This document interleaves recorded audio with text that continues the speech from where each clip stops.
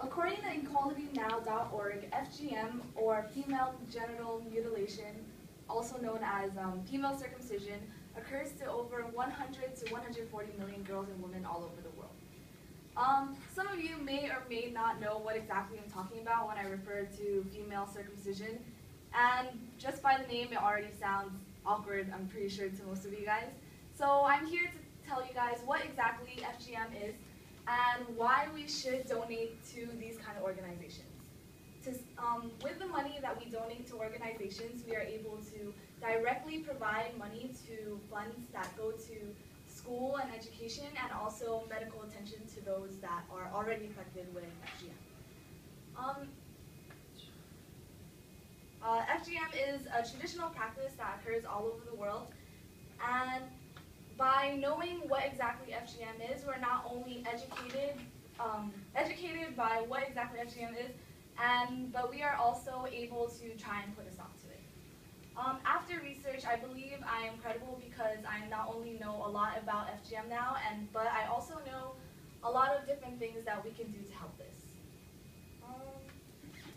Here's our agenda for today. First, I'll be going over what FGM is, and where does FGM occur, why, and to who it occurs to. And last, I'll be going over what we can do as individuals to try and help this. What is FGM? FGM is female genital mutilation, also known as female circumcision. This act consists of basically cutting off a woman or girl's clitoris or other parts of their region. I don't want to go into detail, and I refrain from putting in any pictures because it's actually really graphic. And female circumcision often occurs right after birth or all the way until the age of 5. And for the unfortunate girls and women, sometimes it occurs after that, like sometimes when they already reach puberty. And according to Ware's diary, a UNFPA Goodwill ambassador who already underwent female circumcision, she described the pain as, "Mama tied a blindfold over my eyes. The next thing I felt was my flesh being cut away. I wish I would die." I also found the information of the female circumcision on forwarduk.org. Some effects that occur from FGM is bacterial infection due to unsanitary blades, hemorrhage, trouble with urinary retention, bladder infections, and sometimes infertility.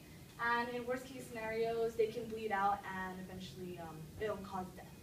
And these effects occur because most of the time, multiple girls are laid out on the floor, most of the time not even on medical beds, and multiple procedures are done in the same session.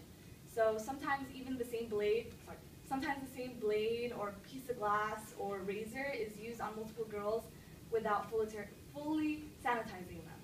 So if you were the next girl in line, sometimes there would still be blood from the previous girl on the razor they're using on you. And after going over what exactly FGM is, I'll be explaining to you guys who it affects, where it occurs, and why it occurs.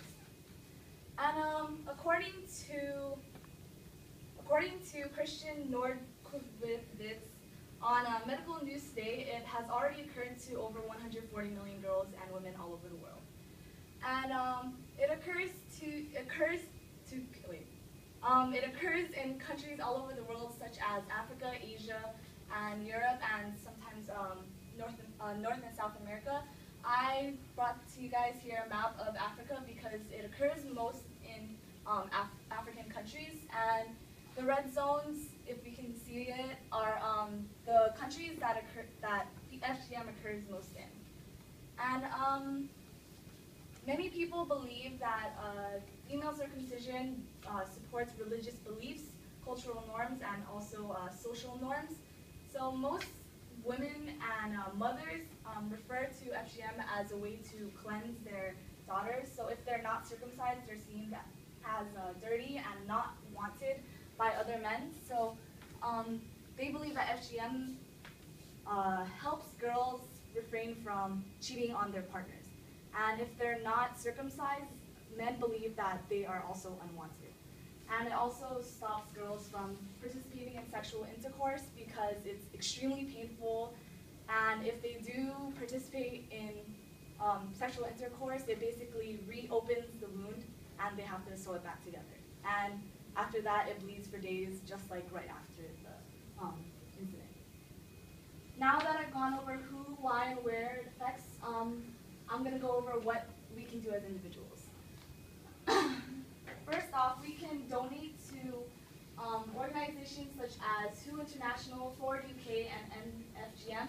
If we donate to these organizations, our money goes directly to the funds that help start up schools. So if we start up schools for these girls, we're able to educate them. And with education, they're able to not only know what goes on around them, but they're also able to know what can possibly happen if they go under FGM. And our funds would also go to medical facilities. So if they already underwent FGM, they'll be able to go to hospitals and they'd be able to help them. And another way we can also potentially help the girls that have undergone FGM is to speak out. It may seem like a simple task and that it won't make any difference in the world, but if we speak out, we not only educate ourselves, but we educate the people around us, maybe even possibly persuading them to also donate to this cause. And now that I have gone over what FGM is, what, why, and who it affects, what it is, why it affects people, where it occurs, and what we can do as individuals to help them, I hope that most of us will actually take actions. And as a term I've learned from Com 176, we can all stop being such slacktivists, which is actually the reference to like tweeting things and Facebooking things and Tumblr blogging things, hoping that it'll make a difference. So hopefully we'll actually do something and stop being such slacktivists.